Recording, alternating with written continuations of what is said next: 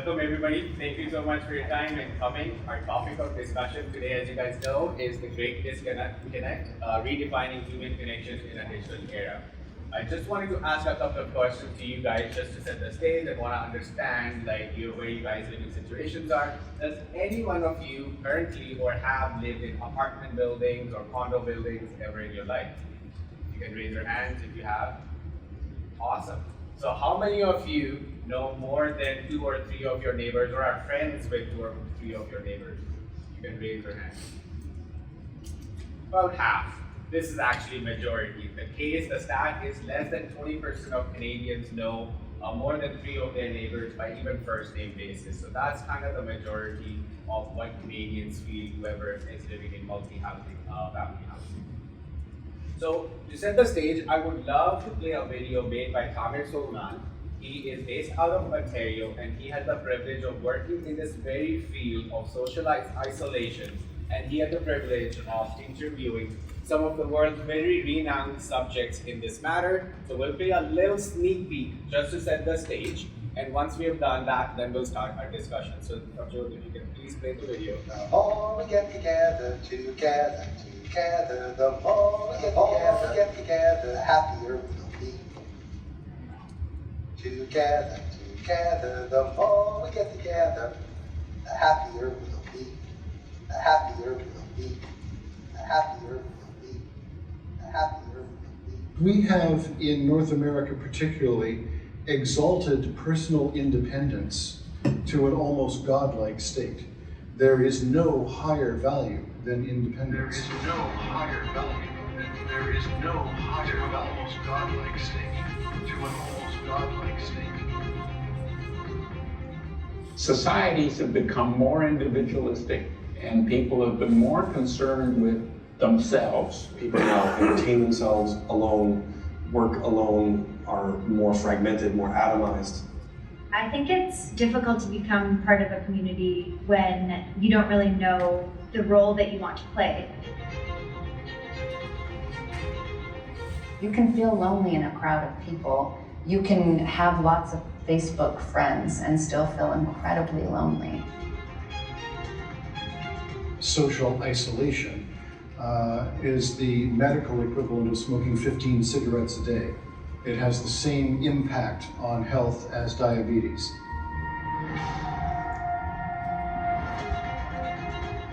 There's so much change going on. I think it's very hard for a lot of young people to establish the kind of roots and community that we have in our minds about what a community should be about. The level of social isolation is very high. And right now, what I see, it's getting bad, it's gonna get worse. Can we as individuals be both individualistic and communal? That's the challenge of our time.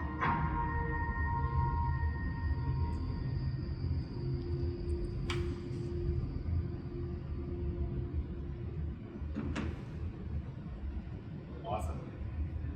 So if you guys would like full access to this video, our friend has graciously given us the full feature-length documentary. Please sign up on Hangeh using the code Vancouver Startup Week, VSW 2023. You can also participate in polls and discussions online and also have a chance to win prizes at the end of Vancouver Startup Week. Please do give it a try. It's very eye-opening and reveals some crazy stats for our times that we're living in. So, just like great civilizations of the past, we stand at a crossroads. Our collective challenge right now is to navigate the maze of modernity where technological advancements have redefined the way we live, work, and play. Yet in the middle of this digital revolution, we find ourselves fighting with this paradox. While more connected than ever before, we cannot help but feel increasingly lonely and isolated. So together, with the help of our panelists, we're going to discuss the true cost this connection has on our communal and personal lives. How can we create thriving communities right here in Vancouver? We'll talk about the art of neighboring. We'll talk about what it means to engage a community. Together, we will also challenge the status quo of Vancouver. We'll celebrate the diversity, and we'll also embrace the potential of technology that it has for our future. So without further ado, I would love to introduce our esteemed panel who bring a wealth of experience and insights today for us, and Vancouver is very fortunate and lucky to have them. I'll start it off with you, Dave. Dave Ramslie is the co-founder and chief operating officer of Open Technologies, an environmental technology firm based right here in Vancouver. Dave has over 25 years of experience. He previously served as the head of sustainability and innovation at Concept Properties, which is one of Canada's largest urban housing developers. Dave has also served as a city planner for the city of Vancouver and has won numerous awards and accolades for his work in sustainability and clean technology. We're also honored to have with us Ashley Bauman. Ashley has over 20 years of experience working with all stages of community building and different real estate asset classes. Ashley has served at UBC leadership roles at UBC Properties Trust, Intrawest, also another largest housing developer. And I believe Ashley has worked in multiple countries across the world, 14 to be exact, and still working and consulting with high-profile clients. And she also serves on the board of some of the Vancouver's industry and impact-based nonprofits.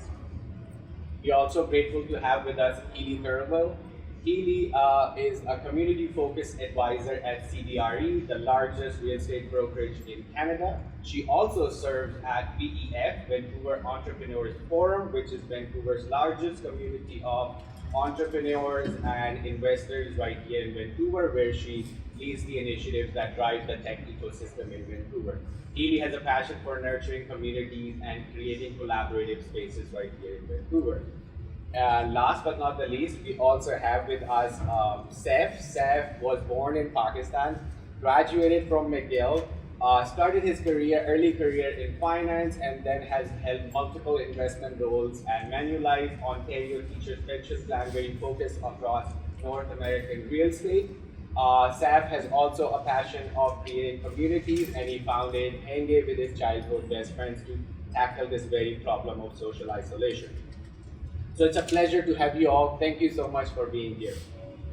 So I would love to start off the discussion first and foremost by learning and understanding a little bit more about each of your childhood, your experiences growing up in different neighborhoods, how you connected with your neighbors, your neighborhood, and if that had any influence and impact in the life you're living right now and the work you guys are doing right now.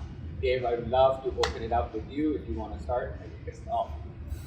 I mean, I'm a very rare person to meet in Vancouver in that I grew up here in Vancouver, which is, usually most people come here from somewhere else, but I grew up on the main streets of North Vancouver. Very safe and sheltered, middle-class suburban upbringing, which was beautiful, I would say.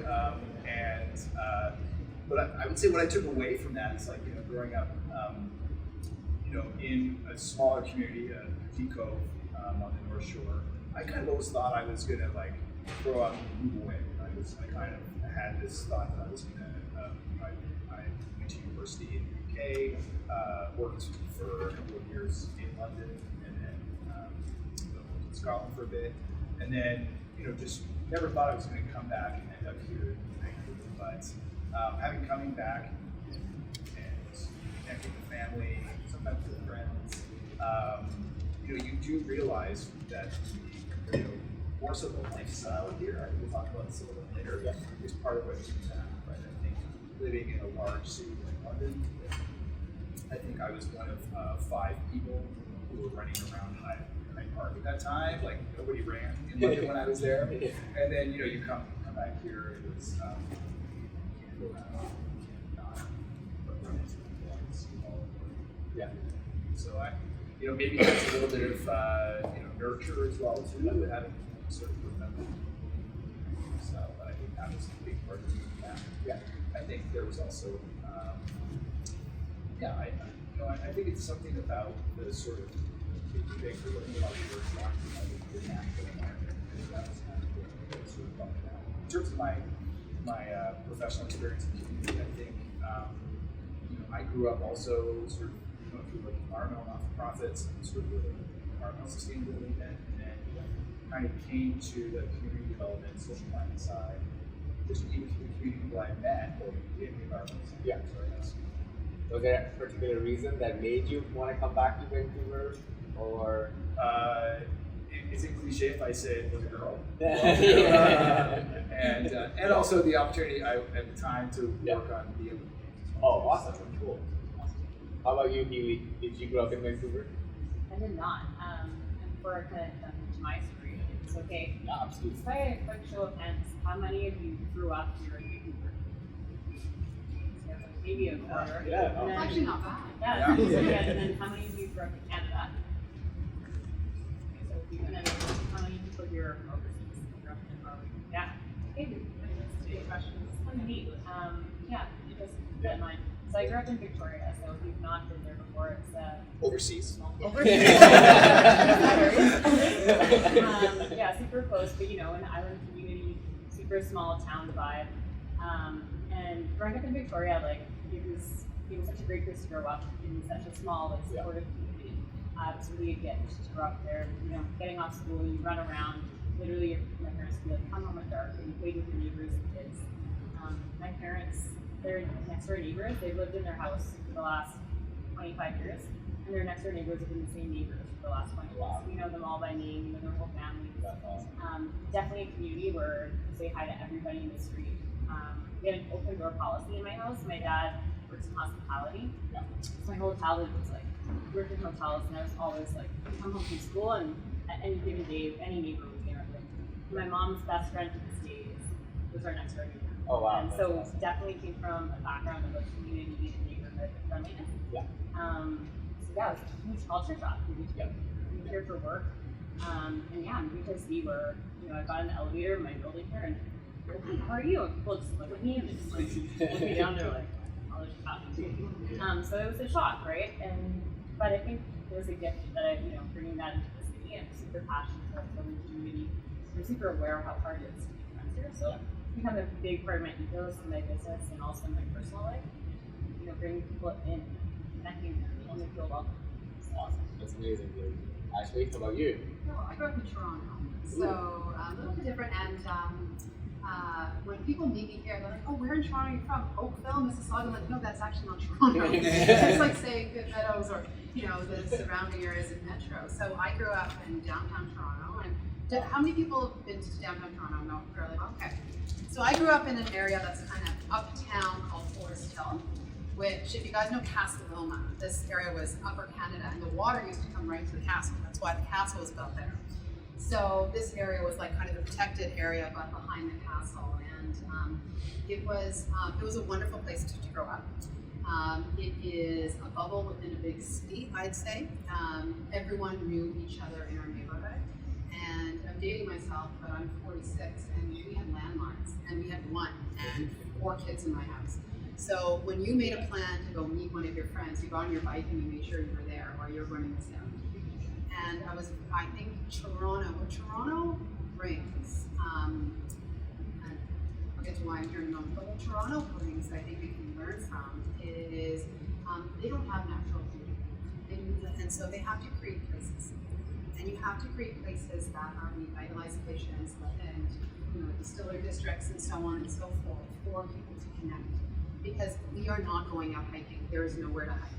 People are not biking because you're going to get hit by a car if you live in downtown Toronto. And increasingly, the city has become just very sadly landlocked. And so getting in and out of the city is quite an effort. So, I give full credit to the city of Toronto, and combining, and I think this is a big theme actually in placemaking between Metro Vancouver and Greater Toronto, is they combine into one greater city. So they actually could make decisions across municipalities that would help facilitate community engagement, placemaking, and such. The other difference for me moving out here, and I live in Hill Harbor, West Van now, so wonderful quintessential beach community. You can't walk anywhere. But I grew up 10 minutes from the subway stop. So I have a 10-year-old. When I was 10, if I had to go to the dentist, I got my siblings and I got on the subway. And I went there without a phone. Without a phone. So I think, the connectivity in Toronto is something that we can really learn from. And I know we do not have the same landmass. I know that very well. But at the end of the day, we have different things. We have waterways, we have things that we can very much use to connect and such. And I think by connection, that creates community and such as well. So why am I out here? Because I love mountains and oceans and skiing. And similar, I graduated with an MBA and I was in baking in London, and I too ran. This is in year 2000. Wouldn't see anywhere, and you could not buy a coffee in a big cup afterwards. That drove me crazy. But London's changed quite a bit too. But I applied for a job at a company called the Western Acquisitions team because I got a ski pass and I wanted to live in Vancouver. And at the time, I did not know I was going to have now 23 career going your career in placement. So I'm here. I love living here. I think though we get very insulated, and I think when it comes to this topic, we can really look by looking out of our. Zach, I'm assuming a very different experience for you growing up in Pakistan. Yeah, well, I'm very fortunate that I had the experience to spend a childhood in a country like Pakistan, which obviously, like many developing countries, has economic issues. But one thing that always stood out was going with a very, very rich sense of community. People, regardless of their economic status, like they're very tight-knit, and some things are just assumed there. So it's a fantastic experience. Fast forward, went to university in Canada, started working in finance in Toronto, so that's where I was living as well.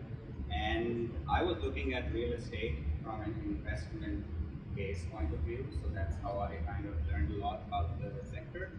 And I really saw a big opportunity or a gap in how here built spaces and people who live in those built spaces are connected. Everything kind of clicked into place for me. I had this nagging thought, and I didn't plan it that way, but my childhood experiences, they would come back this way. Everything clicked into place for me when 2020 happened. In high-rise buildings, I literally saw like the best embodiment of this great disconnect, where hundreds of people who could live together, they could not coordinate. So I think I grew up on my own childhood that way, and I thought that this is not something normal. And here we are trying to do something to change that. So I'm gonna start it off with you, Ashley, with the first question. It's something you hinted at as well. So we know Vancouver has seen rapid urbanization and a very high rise increase in high density living. But at the same time, that's affecting the sense of, or the art of laboring and a sense of belonging. And it's not keeping up with the rise of that. Why do you think that is the case? And is there anything we can do to change that? Yeah, oh my gosh, how long do you guys have? So there's a lot there. I would say that Vancouver has seen a real estate boom across asset classes. I don't think we've seen great urbanization across Vancouver. Because even though we're still in a housing shortage, we don't have enough schools. We don't have enough facilities. We don't, we can look at a beautiful city with beautiful parks and public homes, but we're oversubscribed in most neighborhoods. And quite frankly, since COVID, we've seen communities that people would call suburbs. I don't call them suburbs anymore. They have their downtown cores. When you look at places like Langley, places like Radnor, they are developing as their own downtown cores, and the real estate booms there are quite significant. As well as if we think we have a heart of Vancouver, the facilities, definitely the infrastructure in terms of mental health, wellness, and such, education are not keeping up. So the reality is public policy holds us back in Vancouver from doing what we need to do to make the city great. I live on the North Shore. There's 300,000 people, and there's 3 governments. You cannot make a decision to save your life because there's so much infighting. You look at the Tri-Cities, you look at this, and because of policy, we are not incenting great things to take some of our communities and such to the next level so that we can have facilities and such that are combating social isolation. And I think as we look at, we are not building bigger units. I do a studio in 350 square feet in the downtown core now. Yes, we're trying to put amenities, but the amenity incentives that the municipalities are giving developers don't make financial sense. They would build more amenities if there was a business case to do so. But as the fees and the complexity of building with these building codes, environmental, fees upon fees, taxes, so on and so forth get higher, developers can hardly make money anymore. And that is the reality. There is this perception that developers are hand over fist making money, and there was good market times when that was happening. But now it is really, really hard to make money, and such. So I think part of what holds us back here, and don't get me wrong, I'm talking about what we can do differently because we're doing. It's a great place to live. It's very beautiful.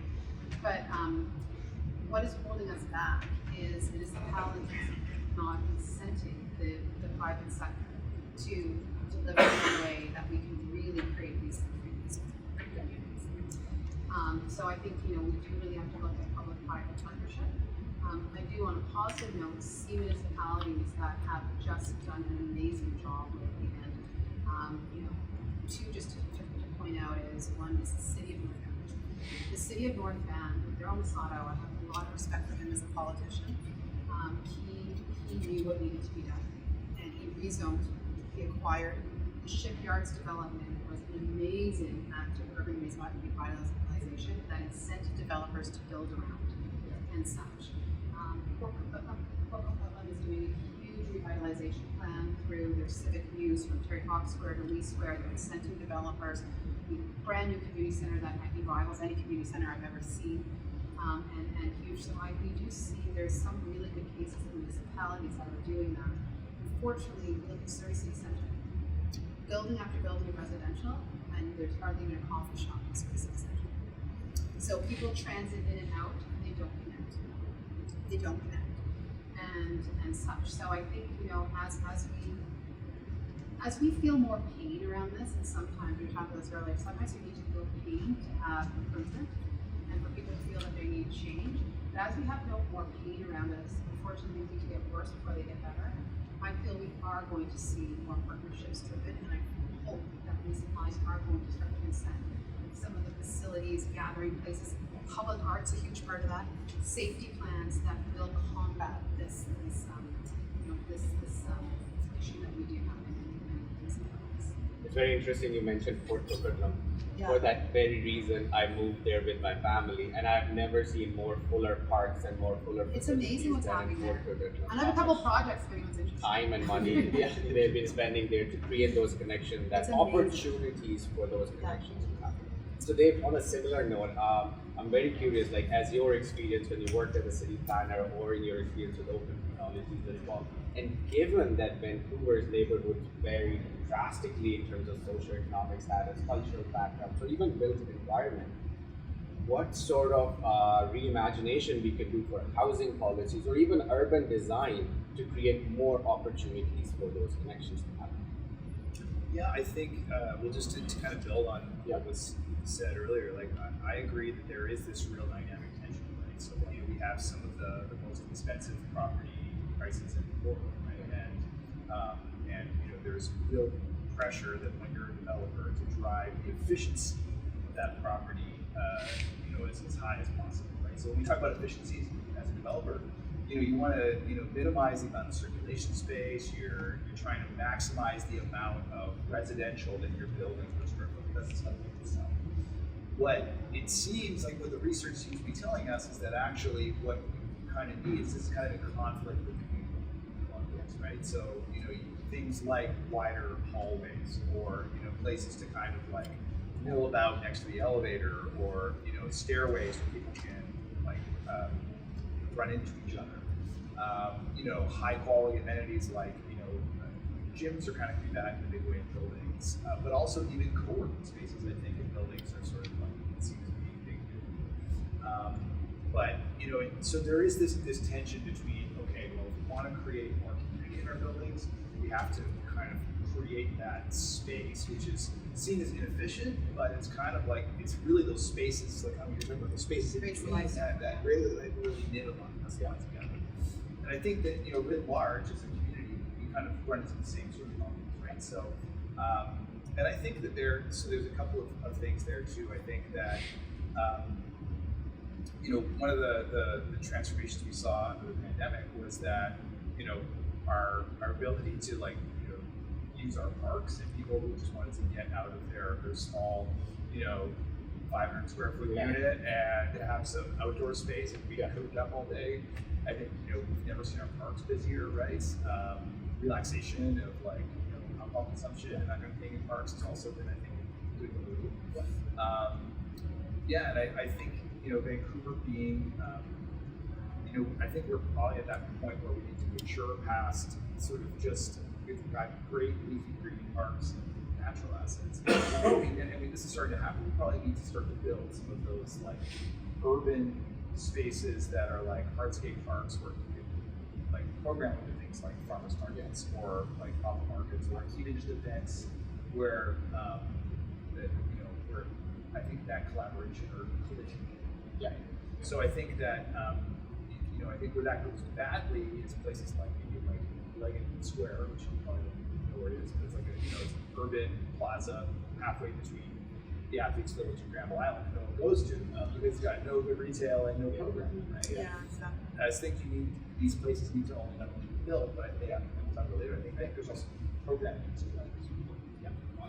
So on a similar topic, Healy, I'm curious, how community engagement we know plays a very crucial role in creating that sense of belonging, whether it's at home or whether it's at work. So in your experience, working with all sorts of innovative companies and helping them find a home in Vancouver, what sort of trends and things you're noticing happen, and how is that impacting the connections that we were able to make at work beforehand, and now how is that shifting? So I'm very curious what your thoughts are.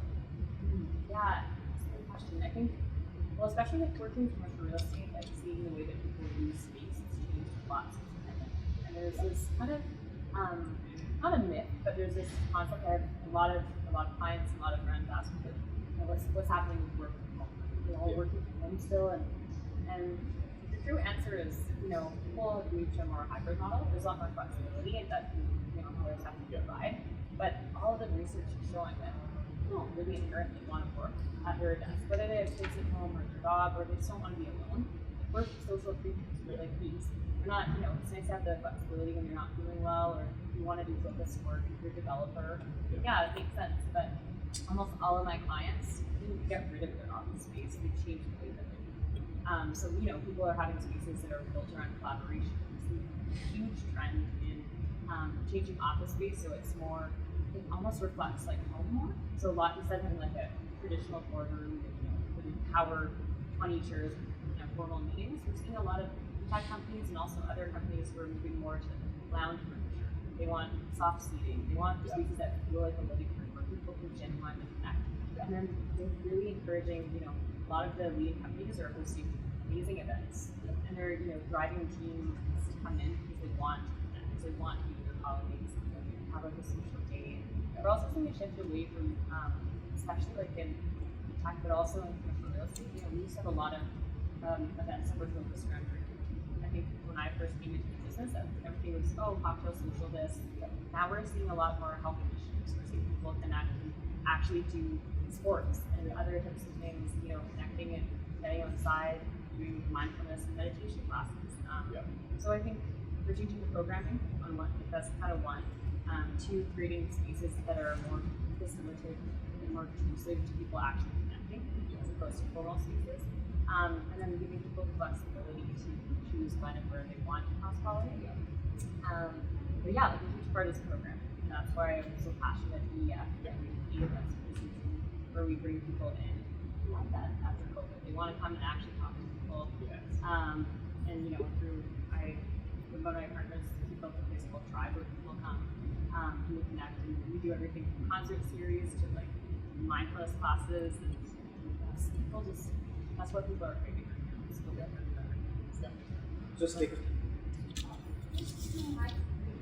are you okay? Oh, sorry, was I too quiet? Yeah. I'm not, it's the Toronto. You guys wanna pass it around? I can project my voice. Can I ask a question? Yeah, absolutely. I heard this. Oh yeah, sure. I'm usually accused of being very loud as well too. Yeah. I've kind of heard that there is this pivot in the office sector where the office is kind of becoming more like a university campus, right? Where it's sort of like you still do a lot of your deep work at home, but that maybe you come to campus to sort of meet with your group work team and do your research or have check-ins on team meetings. Is that kind of is that just a fancy story that I heard, or is that a real like metaphor for how you're seeing office space change? Yeah, that's a really good question. I mean, I think it depends, and I can't say there's a cookie cutter solution. There's a lot of teams who are, incentivizing people to come in by, people do want to come into the team events and teamwork. So yes, there's a trend in that, but then it also depends on the setup. In my office, I actually get my best solo work done at my office because I have a really good setup there. So I kind of caved in. Personally, that's where I focus really well. So it kind of depends on the person and the team. But there's definitely a trend to having more team events, team collaboration on specific days. I hear a lot about like Tuesdays and Thursdays for some reason. I don't know if you noticed the parades are full on those days. Yeah. But they're incentives. Okay, Mondays and Fridays you work from home. On Tuesdays and Thursdays we're doing team events. So that kind of scheduling.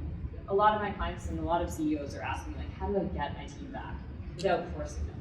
And it's it's creating those those team meetings and collaborations where people want to come in. And I think I've noticed it too, like more and more people and teams are getting together for that team building and social aspect and less about working together because they can be more productive at home. So I've noticed that a lot in my personal work as well. Whenever we get together, there's a specific social agenda and has nothing to really do with our tasks and work that we have at hand that can be taken care of later. So it's really good to see innovative programming being done by certain companies.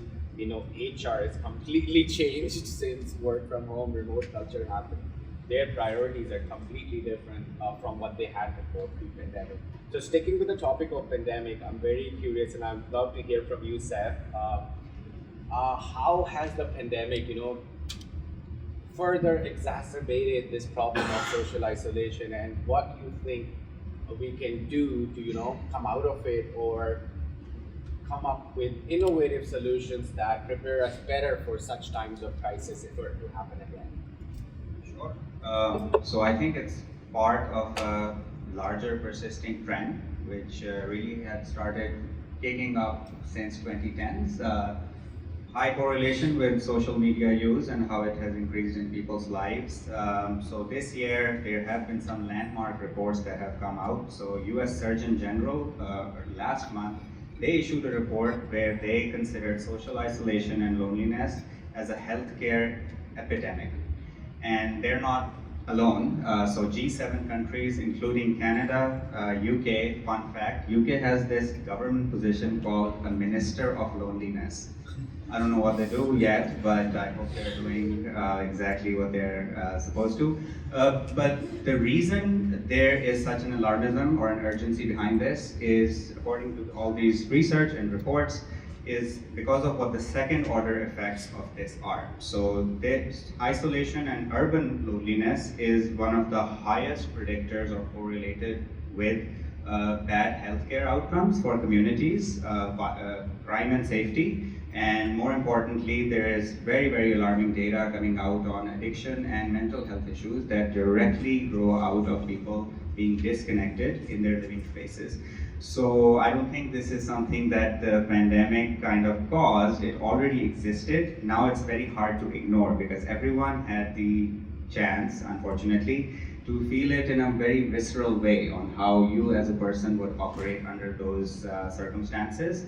And in my personal opinion, because I spend a lot of my time working and looking into this, just alarmism doesn't really help us a lot. Anything that we do from here on to correct this, number one, it requires an individual level of awareness. We might not think that's enough, but that's exactly where it starts at. Collective action, that would be people, say, in workspace or where you live, just taking a little more initiative. And then the third, which people usually default to, is, Surgeon General has to do something about this. They do, but I think along with government or public policy, it is a concept of consciousness and awareness towards this topic, which now is very much supported by alarming data. I'll throw out a statistic if I don't mean to alarm anyone, but if you just want to read that report, I think it's amazing. We have on our website like a summarized version of it too. But in America, 70% of Americans in this survey, they said that they could not reliably trust another American that would be their neighbor. And I think as we look forward into the future, that creates a lot of issues with coordination, and I hope things reverse from here. but it's nice that people are giving more attention to this topic, and there is rigorous health research now being done which backs this up. No, that's amazing, that the point you mentioned about like individual action, but we're talking a lot about community and communal action, but I think it goes a long ways if we all individually start making small differences in our personal lives as well. You were making the point about being in an elevator, making a conscious effort to say hello while you're in an elevator. Small things like this, I think, can go a long way potentially in creating those connections between neighbors and other humans that we work with, live with, and kind of thing. So I think that's amazing that you mentioned that as well. I'm very curious, and I'll throw it to anybody in the panel if they want to answer this. We know economic disparities and housing affordability are probably the most prevalent issues in Vancouver. I'm very curious what you guys think. How does this intersect with social isolation? And are there any strategies and ways we can employ to make sure there's equal access to these kinds of facilities or support networks for all residents of Greater Vancouver, let's say? Anybody? Can you guys hear me okay? So Vancouver is just a damn expensive place to live. And our geography does not help us in that regard. It's very beautiful, as we all know, but we have mountains and oceans, and we always forget we have a huge river that we need to work around, and we have to work with bridges and such, and we have not invested in transportation for a major city anywhere near what a major city should have in terms of transportation. Anyone been to Sydney, Australia? Oh yeah, you were just. So I sit in Sydney, Australia, and I look at the jetty cats going over to back and forth to their North Shore, and I'm just thinking, we are so behind. We are so behind, and that creates affordability issues. You cannot connect in a cost-effective way. Your real estate is going to go up. So you've got low land, and low transportation and low connectivity, which equals a higher price of living. What can we do about it is the question, because I know we built the convention center off the water, but unless we start really building, housing and community centers over the water, then we're not building any more land anytime soon. I think we need to look at incentive in a place like Vancouver and subsidies in a very different manner. So I was at the community center. I was at community center Hillcrest, beautiful community center. Looking at it because we were doing some work in that space, and there was a father that came in and he paid for his kids to go use the gym. And I sat beside him, I was talking, and his kids were smiling and they were so excited to be able to use the gym and go to the pool after. And I said to him, are you going with your children? Because I have, and they were about the same age. He said, no, I can't afford it. And I said, I'm happy to, I'm happy to pay. If this is something you want, I would really love to. But we started talking, we had a great coffee, and we had a great conversation. And, when I looked around, I thought, my gosh, we need to give subsidies to lower income families just trying to pay the rent or the mortgage even, because he was a homeowner. Everything that him and his wife make goes to inflation, cost of living, transportation, trying to put, food and clothes on their children. So we're building these facilities, and still people are so cash strapped from affordability that they can't afford to use them. And municipalities really need to take another lens on this. Getting someone that is a lower income single individual living in a dwelling and subsidizing them to take a pottery class, which is a huge growing trend, by the way, which I had no idea about until I just invested in the pottery studio, actually, because there's so many. You can't get into a pottery studio in Metro Vancouver right now. They are all at capacity. So what's happening? The prices are going up. But how can we take some of these trends, some of these lifestyle things, some of these fitness things? Here's a father just trying to do everything he can for his two children. Municipalities, we need to realize the economic disparity in our communities and look at what that does mean. By us offering subsidies that way, and I know that there's budgets and such and everything, but us offering subsidies that way, we're going to combat mental illness, we're going to combat health, we're going to save money on our already, crumbling healthcare system too. So I think, yes, it's not traditional, but why are we taking a traditional lens when our problems are evolving? We need to flip it on its side and really understand what can we do. Look elsewhere at other cities that have had these issues and look at it. And I really do feel that some of the solutions are quite simple. they are quite simple. We just need to get out of our own way and look at how we implement them. Yeah, absolutely. I think I can't remember the timeline, but I was reading a crazy stat where the last 15 or 20 years, I believe the average salary has increased by 27%, but the cost of living, including housing, has gone up by 160%. So who is meeting that gap for all of us living in Vancouver, especially most of the salaried employees that are the most affected by it kind of thing. So it's a great point around subsidies and how we can support those people that need the most support in our communities. That can go a long way for sure. Anybody else, if you want to add to it? If I could jump in, it's kind of a different lens. I think certainly subsidies and we have to tackle that from a policy perspective to have like long and meaningful results.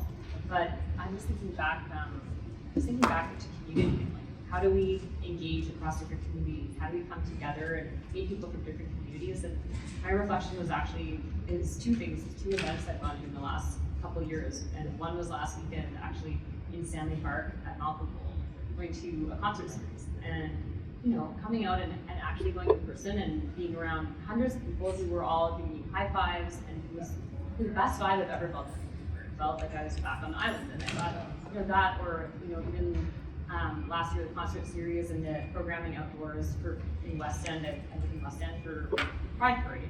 You go out and you feel that community energy, and there's nothing for me that compares to that in my heart. Where you're out with hundreds of people who genuinely are connecting from all different systems and backgrounds. So I really believe community events and programming and having more, whether that's hiring event planners or more support of that, but that's sort of space where people can connect from different backgrounds and diversities and really build community. So shifting the topic and discussion a little bit on technology.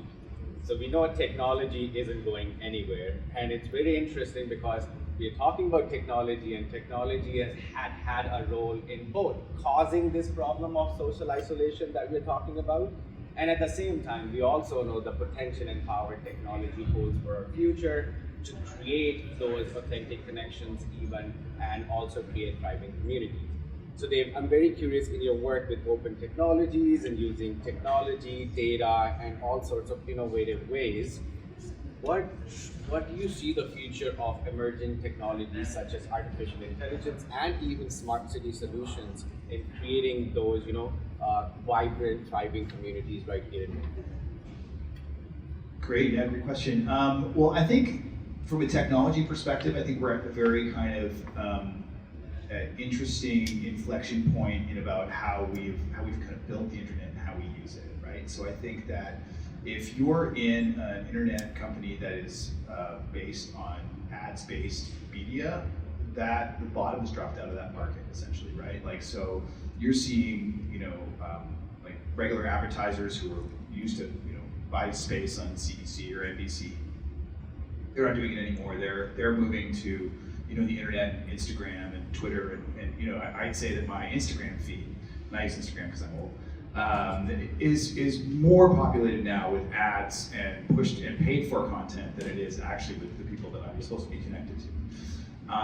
And I think that there is a growing resentment of that on the internet. I think that kind of goes back to the sort of the founding principles of the internet, where we thought that advertisers were going to pay for it, right? We were going to get free access to it, but you were just going to have to deal with ads, right?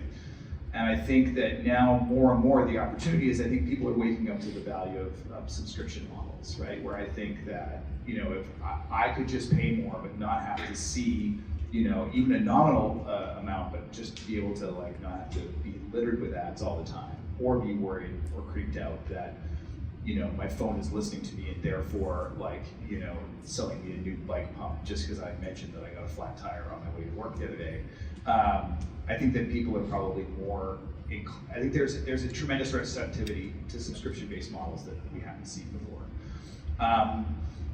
And I think that there are, I guess the sort of the worry or potential benefit of this is that I think that there is this bifurcation, right, where people there's new platforms propagating all the time, and I think there needs to be maybe a bit of a breakup of sort of like some of the big platforms. The worry there is maybe that people are now,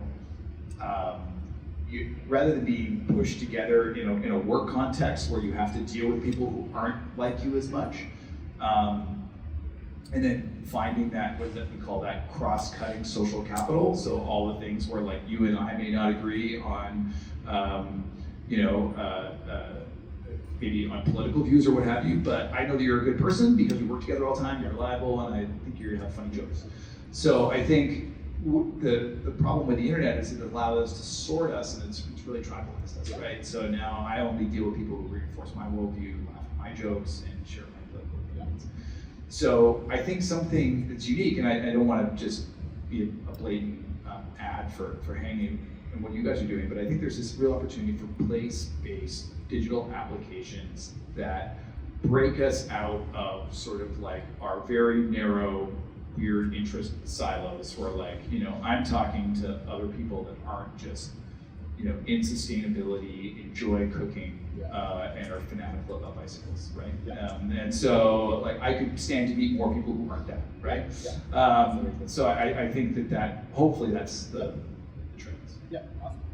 So actually I'm curious, in your experience working across asset classes and different levels of communities, you might have seen the digital divide firsthand where not everybody wants to or have equal access to technology and digital resources.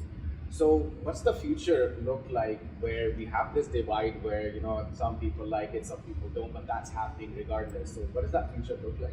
Yeah, I think listen, it's here and it's not going away. It's only going to expand, and I think if something's we embrace it and we proactively embrace it to drive positive value. And I say this as a mother of a 10-year-old that like constantly it's a battle on the iPad. Constantly it's a battle on iPad. I the other night I was at dinner with my family, and there was a family of 4, and they all just sat on their phones the entire time at the restaurant. And so, so technology has empowered a lot of that, and that's the way we're connecting. And I'm totally victim of it. If I'm alone, I'm like, oh my God, I gotta get on my phone, and such. But when we look at community building, we look at community building within an asset class and community building within placemaking, I think that we need to embrace technology even more, because that is our future. I can drive my car, operate my house, and do my work all from my phone and socially connect, and more and more and more. So, how do we embrace it more? And I think it comes down to 3 different buckets. And one is property technology, so prop tech. So I think we are very behind on prop tech in Canada, but particularly Vancouver. And a lot of the prop tech, I think, is going to help build confidence and usability within the amenity spaces that we are building. So as much as I'm saying there's lack of incentive, the consumer wants amenity spaces and they put more importance on it. So to drive real estate values, we're having to do more of it. And I want to see buildings where we actually incorporate ways to connect on technology, but we incorporate them in ways that we're all together connecting with them. And such. So that's, we're doing garage band rooms, games rooms, we're doing totally video conference workspaces and such. But also the health prop subject is we are wiring, although we're not implementing, for a lot of sensor technology. Because when we've seen circumstances where germs, loads, people in spaces, there's a lot of sensor technology out there that you are seeing in the bigger office buildings in Toronto and London and such that will tell you when you've got too many people that can look at kind of cleaning mechanisms and monitoring them and such, which will then create a lot of safety and security to using these spaces more. And I could go on that topic forever because there's so much of that out there right now that we're not necessarily even touchless or AI and so on and so forth. On the placemaking side, I think that we need to wire more technology into our public spaces. We need to know that people are going to be on them. So how do we just enable it? How do we create interactivity in places? I'm working on a project in Mount Pleasant. One of my clients has 18 properties between Main Street and Cambie, and they're all at different stages. And there's great examples of heritage revitalization, and there's great examples of murals, because that's the areas of murals, and there's great retailers in them. There's great innovative businesses that are relocating to Vancouver. So we're basically doing an interactive system that's connected all through QR code technology that will support all the businesses, tell the story of the buildings, the future buildings. They'll help the brokers. Brokers have been involved, and Tara's team's been involved in it. To lease and sell the real estate, help the residential, help the retailers, but will also give people a reason to visit, connect, experience this community in a more deeper manner. So I think that's on the placemaking side, but within the buildings, we need technologies like what Hangeh is doing to also empower people to connect on their own terms. So the good thing is, it's all out there. And so we have an opportunity just to leverage it more to combat this. And I think we need to get out of our own way on a fear that more technology means less connectivity. It doesn't if it's done in the right way. Healy, I have a question for you. So in your experience with CBRE and PEF, what do you think is the role of the local tech leadership in fostering those community connections and engagement locally? Is it happening?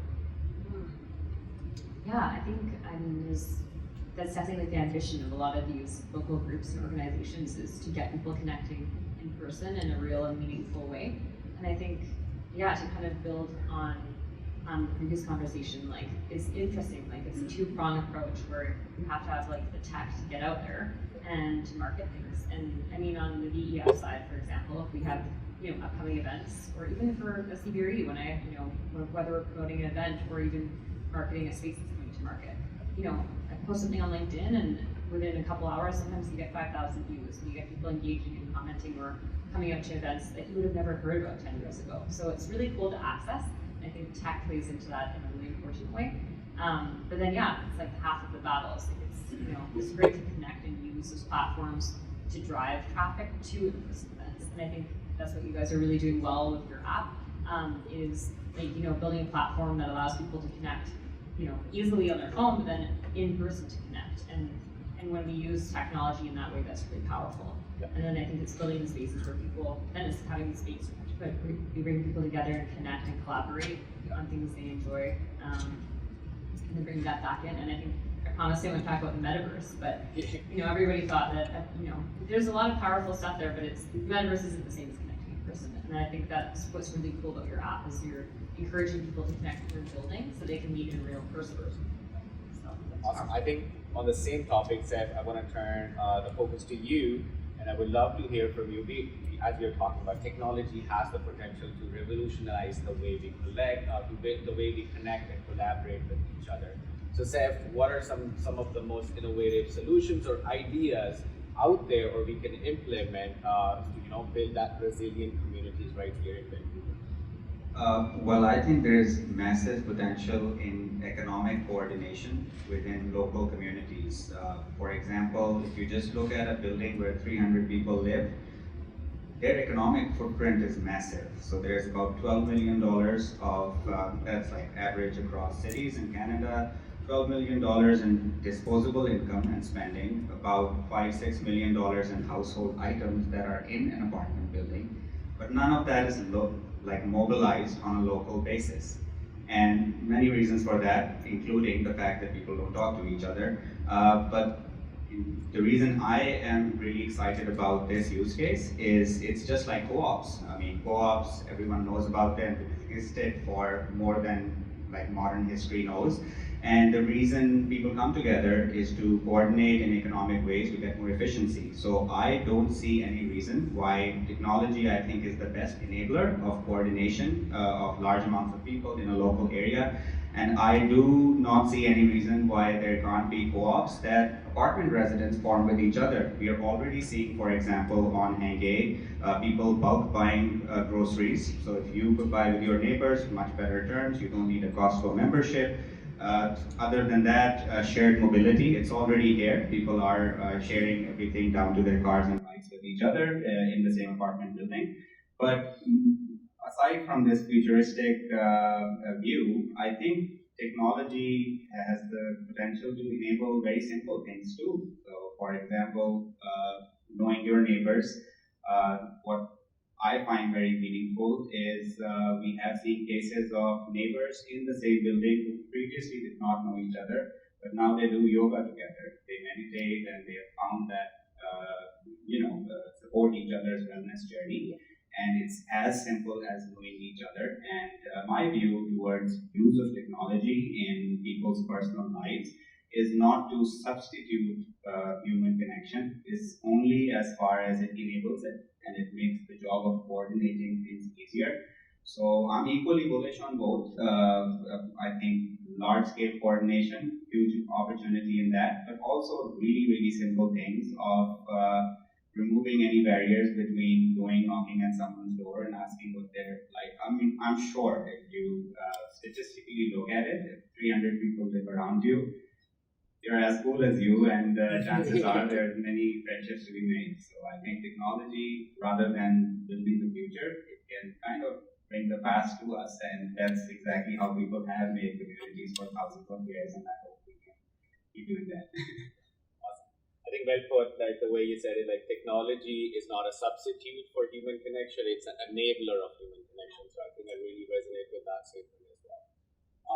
Awesome. So I know we are running close towards the end of our time.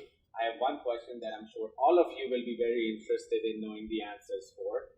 So we all know Vancouver is very well known. We all love it. It's very culturally diverse, but at the same time, it also has a reputation of being a very cold and distant city. It's very hard to make friends here. So I'm very curious to hear from our panelists if that is the case, and why is that the case? Can we do something about it? Dave, I'll start it off with you. Yeah, I think a couple of contributing factors. Probably, you heard even just two of the panelists here. Reasons why typically people will live or move to Vancouver.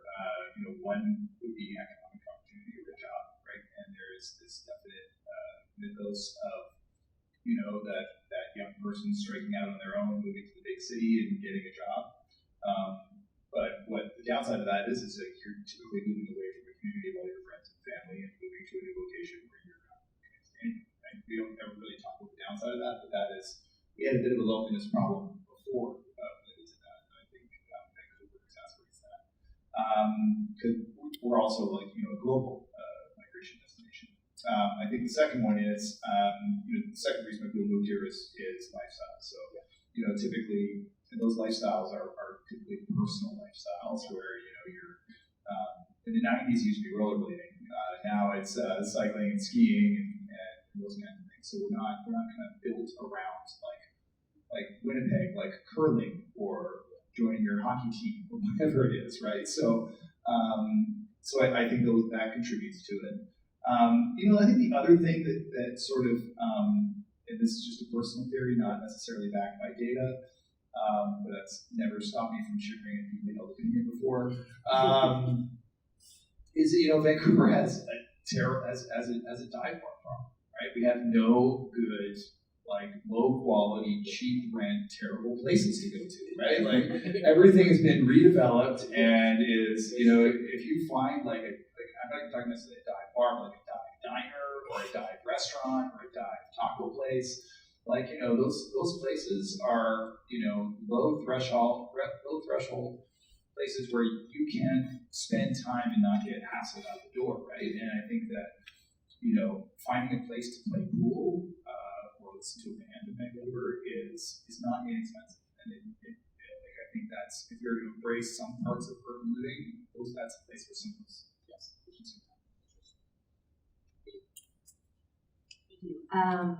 It's a loaded question. I love to travel, and having been to many countries, I've always come back to Vancouver, and it's beautiful, and it feels kind of lonely sometimes. And moving here from another city, I always looked at that and I wondered why. My own conclusion, without looking at hard data, I always looked at Vancouver, and it's a transit city.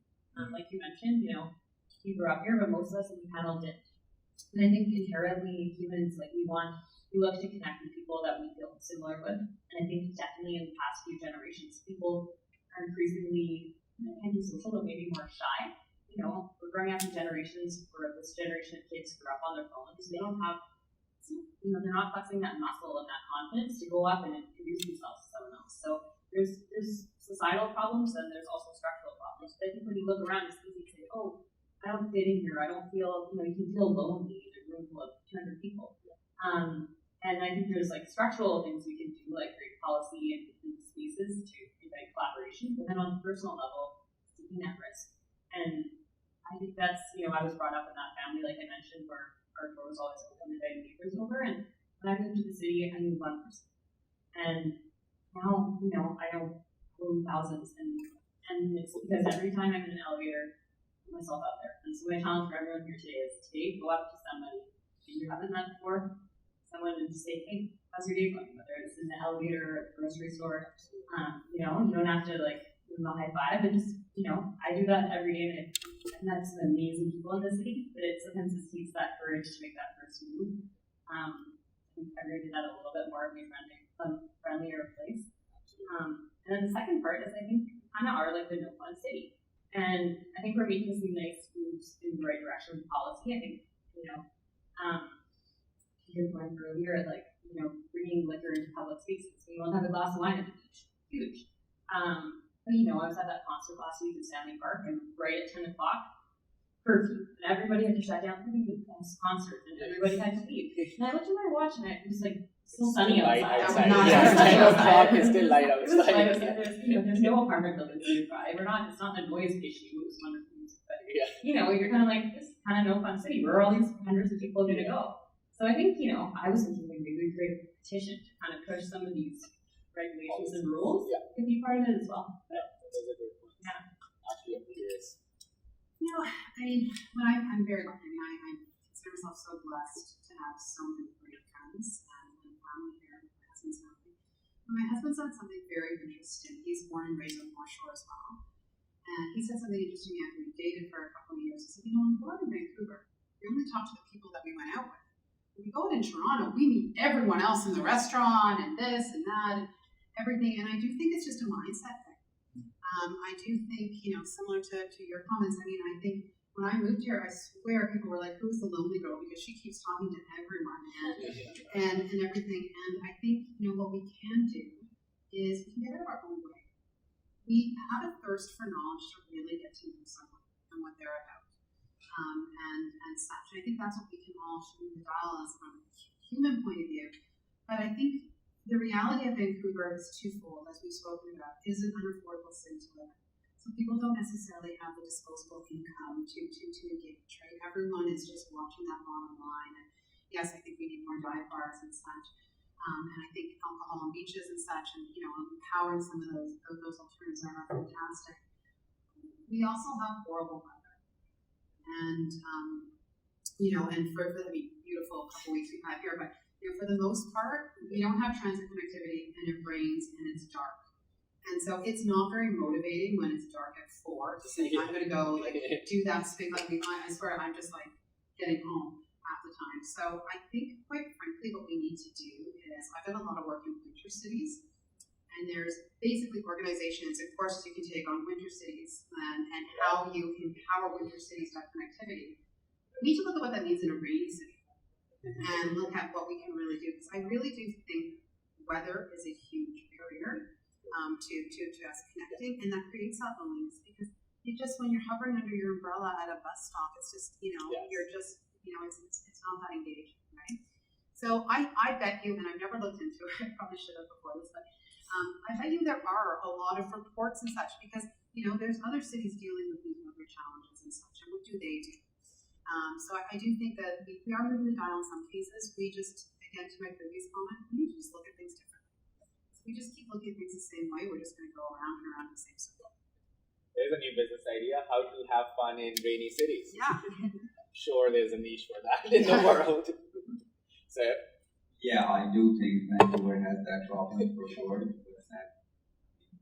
I expect too much. But how I know this is there's a chart, and I'm happy to show you that after for sure. So Google Trends, they put out these charts on what people are looking at. So Canada and US, if you look at the chart of people searching for how do I make friends, how do I find people in my neighborhood, that would look like the chart of Dogecoin or some crazy crypto thing. It's vertical. So in the last 2 or 3 years, that chart, this is modern cities, people searching for things like how do I make friends, so to what people had already discussed, there is a certain lack of awareness as on how to do these things again. So I am sure there's some learning resources out there for people. But Vancouver specifically, as far as I've noticed, I've been here for less than 2 years myself. There are a lot of communities which are connected, but they don't intersect a lot with each other. For example, we work in tech.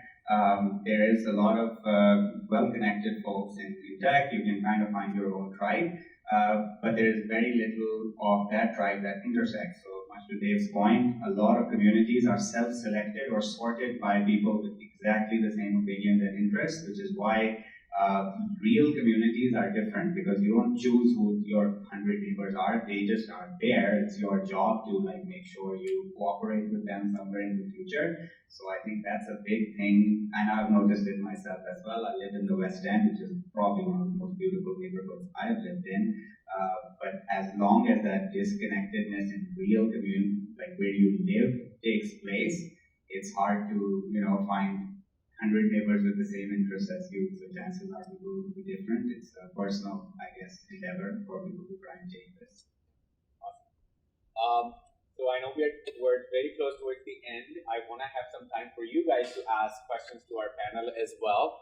We have been crowdsourcing opinions for a while, just asking people what they think are the top issues in Vancouver, and also if they think their voices are heard by the people who run the city or not. I believe more than 200 people have done this survey so far, so it's quite representative of what's kind of happening and what people think are the priorities. With this behind us, I'd love to open it up to you guys if any one of you have any questions for our panelists. Go for it. Thank you so much. My name's James. I'm from Sydney, Australia. Oh, yay! So I've actually just relocated here to Australia with my family. So it's been an interesting week with data. I'm a generally welcoming person. I just want to get along with people, and so it's been interesting being here. I think in terms of coming here was a perception that Vancouver was very friendly, which has been the case for sure. But I think the challenge I found is the depth of relationships. So it's almost like at the front end, it works. But then if you want to go deeper, people like, no. Yeah, that is and this is just my observation. And so I wonder if there's something around not only the exercising muscle of welcome, but exercising the muscle of going deeper and going through maybe tough times with someone. Because I think that's where true friendship is born. And they're the kinds of people you need to support you in the really tough times. Not necessarily just an acquaintance. Yeah. And so that's just been my wondering. Someone said to me, because I was really looking at this area and asking the big questions, and he said to me, maybe it's because people here, and again it's generalization, already have their click. So they're not ready for another big relationship. And I'm fine, I'm thankful I've found community and rhythms and stuff for myself and our family, but I know I'm not the normal person either. And I think another lens is probably the next generation.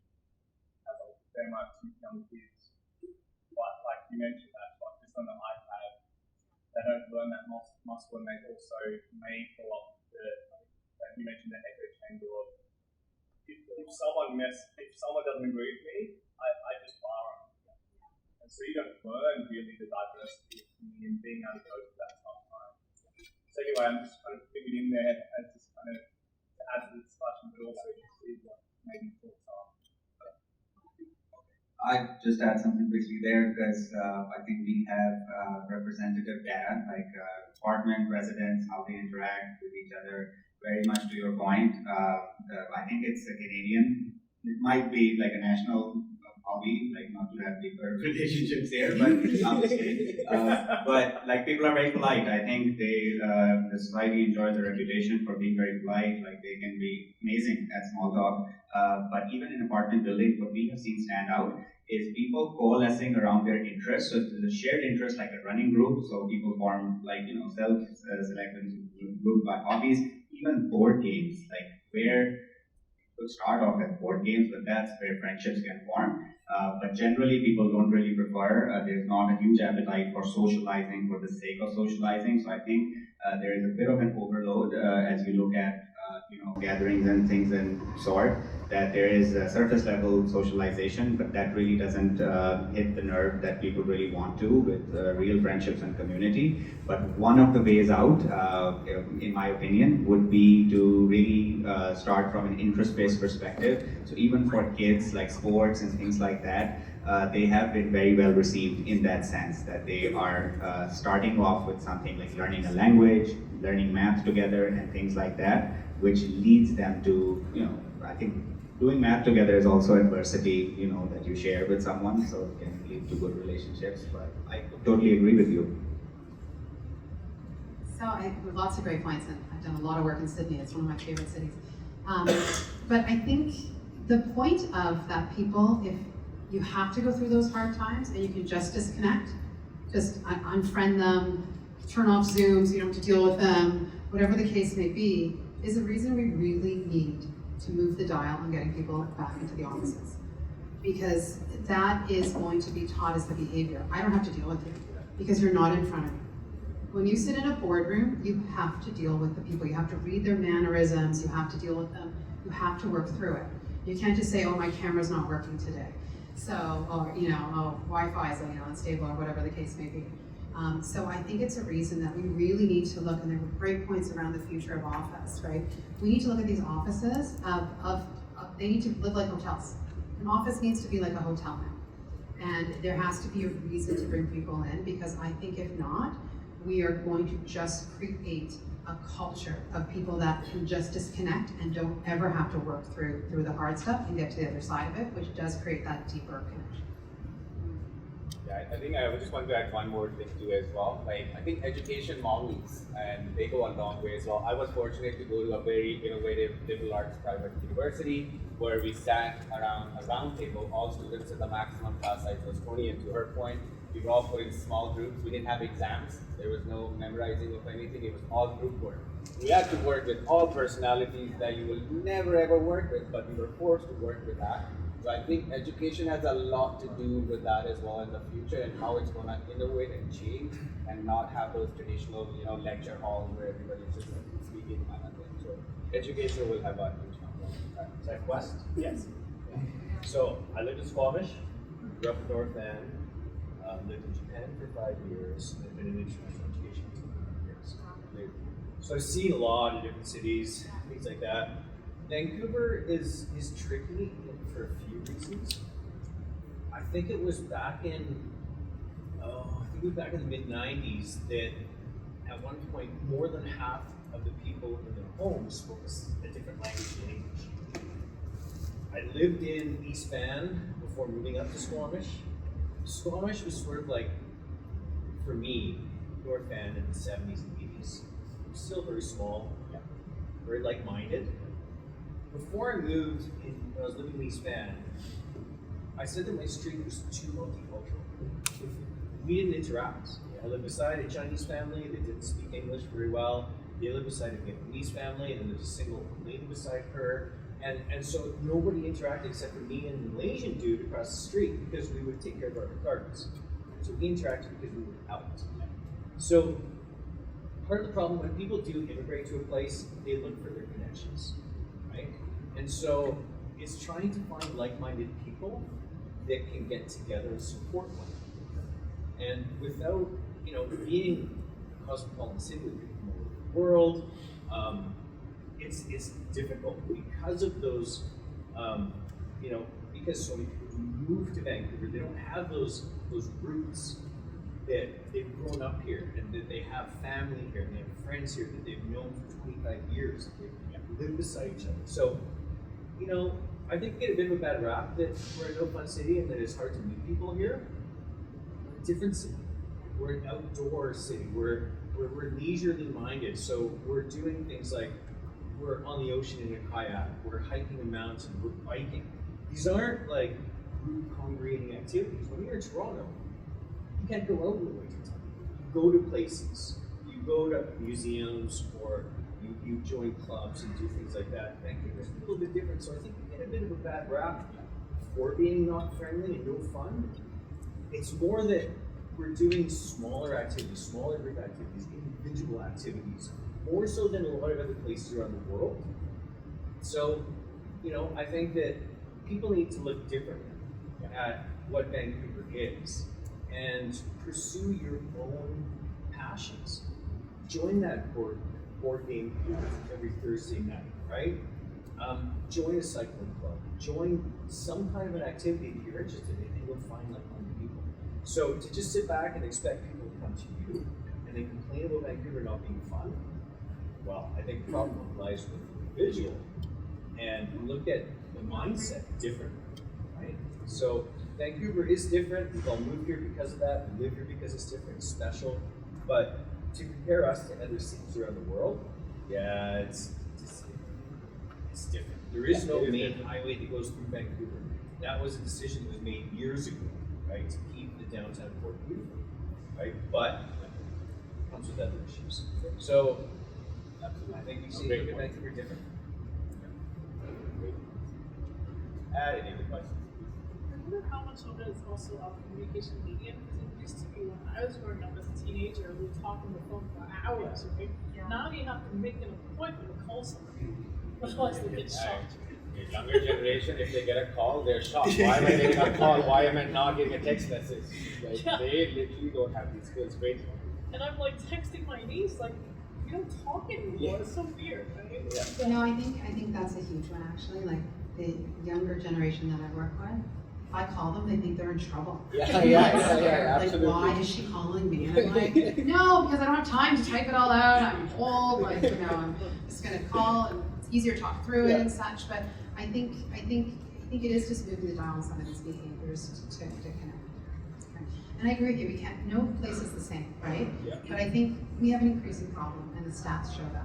And it's leading to mental illness. It's leading to issues in hospitals. It's leading to issues in municipalities. You do not want to know what these property managers have to deal with on the health side in these buildings. It's scary. And so we are such a different place, but what we're doing is not working.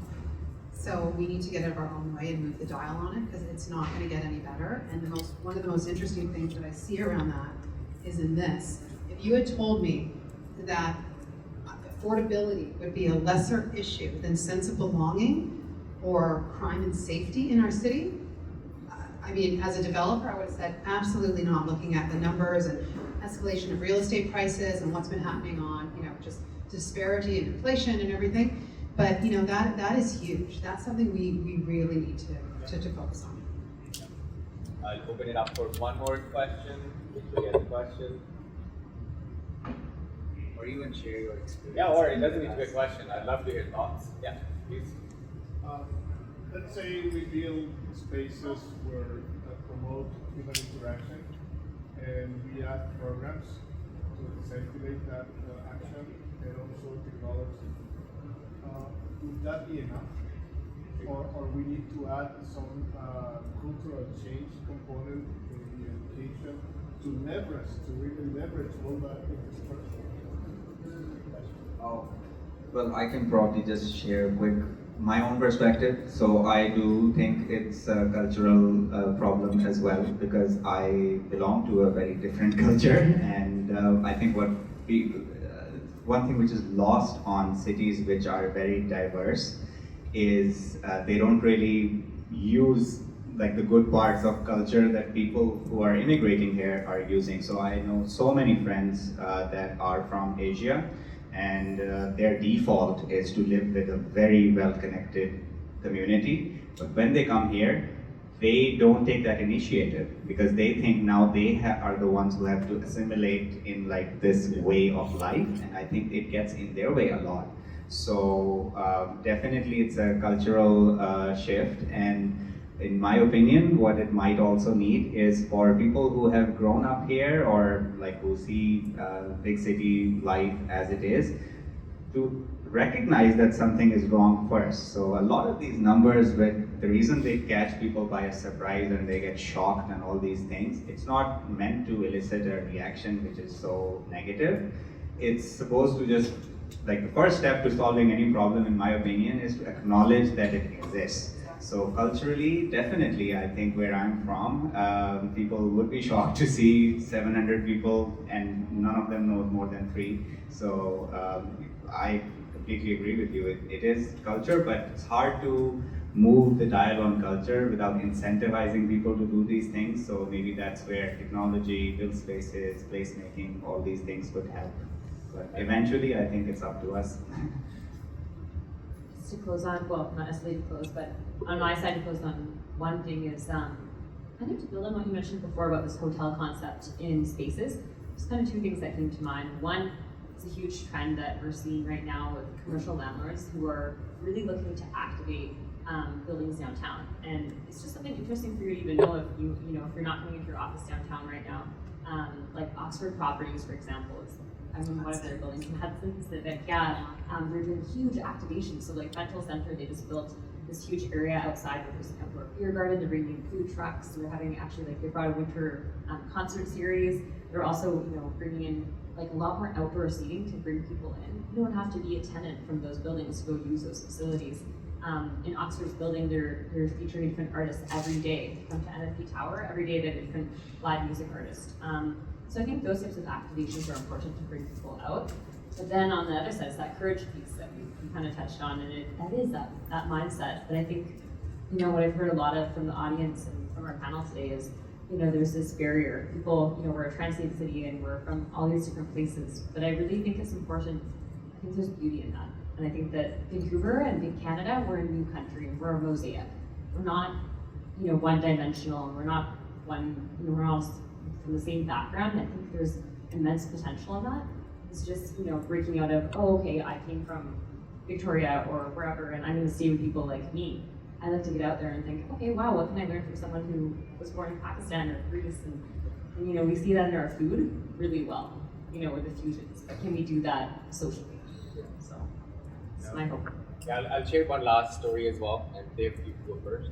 Yeah, I wonder too, I think that, so you're absolutely right in terms of the transient city. The thing that's interesting about Vancouver is that we grow by about, 4,000 to 5,000 people a year, but what actually happens is 80,000 people move to Vancouver a year, and 75,000 people leave, right? So the average tenancy in the West End where you guys live is about between 13 and 18 months, right? Yeah, so it's super short.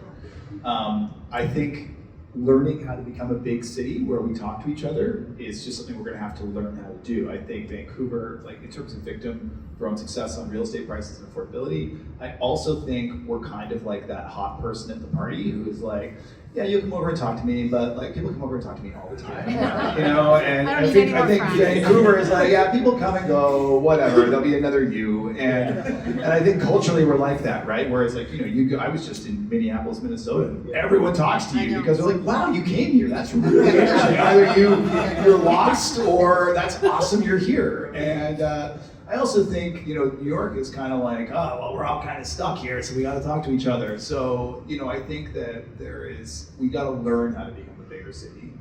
And I think it's just a real problem that we're doing it at this time in history, right? Where the 2 sticky things from the pandemic, it's like, well, actually, remote purchases have gone back to where they were pre-pandemic, right? People thought streaming was going to take off. That's actually gone back to sort of pre-pandemic levels as we're seeing major layoffs.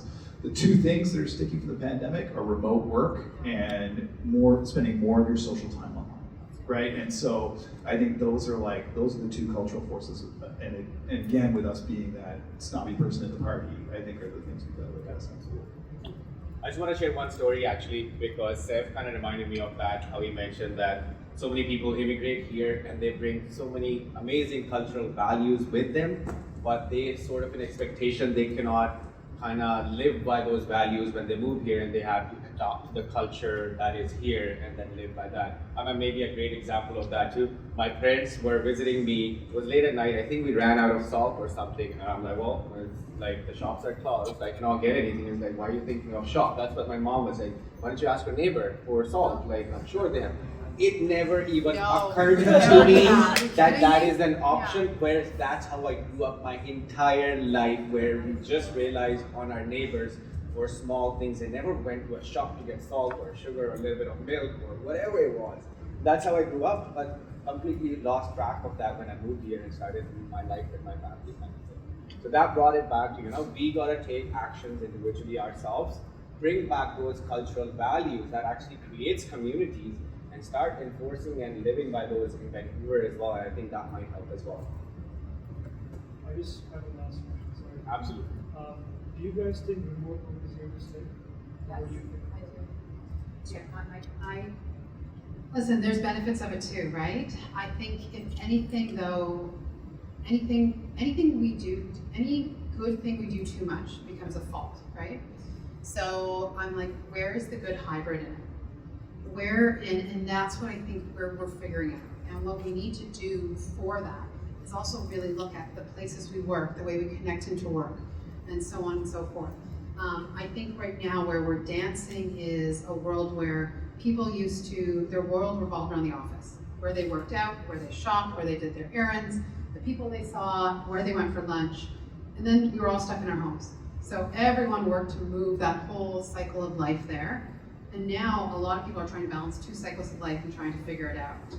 But I think, we need to look at physical place, we need to look at policy, we need to look at connectivity, and we need to come up with a world where we are empowering work from home for the benefits of it, supporting families, helping with affordability, whether it's around some days of childcare or whatever that case may be, like pick up and drop off and such, for focused work and such, for balance. You can go for half an hour run in between meetings, but also find that place where we understand and we all realize that without the benefits of connectivity and being together, we are going to be increasingly a lost society. So I do think it's here to stay, but I think we as leaders, and everyone is a leader, as leaders, we need to realize the negative of it and really work to not let those negatives take over something that is a positive. Can I jump in? A little bit of controversial side. I think that yes, remote work is here to stay, but I don't think that entirely remote work is here to stay. Exactly. And I think that's kind of what you were alluding to. I think, it's not only one or the other. Yeah, I think the hybrid is here to stay, and I think giving people flexibility. We're rebuilding that model, but there's a reason why, like Elon Musk and JP Morgan, these US companies are saying, you've got to get back into office a certain number of days. As many of you guys are CEOs in this community, if you have your entire work staff working from home 5 days a week, how do you know they're not moonlighting? How do you know they're actually focusing on tasks? It's a tricky thing to track. So there has to be a model that works with both. But I think that flexibility is the way of the future. I think we have to also, I totally 100% agree, consensus on this is that it's here to stay. It's perceived as a benefit. It's very difficult as an employer to claw back a benefit. What people don't realize is that, coming to the office is actually the benefit, right? Because I think that, I'm a aging out Gen Xer here, and the number of times that I maybe went to somebody's retirement party and surprised them to let them know that they were a mentor of mine, right? Now I never actually did the kind of the weird intentional thing like you're my mentor, but just the fact that I was able to watch this woman, Mrs. Director of Planning, Trish French, the way she comported herself around the office, she was a no BS, super smart person, but I was I want to be like that person when I you don't get that. Right? And there's a lot of this passive mentorship that happens. I think the other thing that what we're seeing is that productivity is up, but innovation is down with on the metrics for work, right? So the problem is that when everyone came to the office, we didn't have to be as intentional about organizing ourselves around how we work. It was just around let's go to meetings, let's punch out the work or whatever it is. I think this hybrid thing is it's almost the worst of both worlds a lot of the time, because it's I'm the loudmouth in my office on the phone all day, and when there's 6 people in the office, that's a problem. But when there's 25 people in the office, it's not really a problem because everyone's talking, right? So I think that figuring this stuff out is going to require us to deal with problems we haven't been taught how to deal with yet, right? To sort of deal with. Finding our way. Awesome. Well, with that, I want to thank you, our panel, for a very insightful conversation and some thought-provoking stuff and some actionable stuff we can take home with us and start thinking about. And what are those small things and changes that we can make in our lives individually, and what actions we can take as an individual to create that community feeling, I think can go a long way. So let's all try and hope for the best, and I hope we'll all be staying connected and creating those connections right here in Vancouver. Thank you very much, everybody.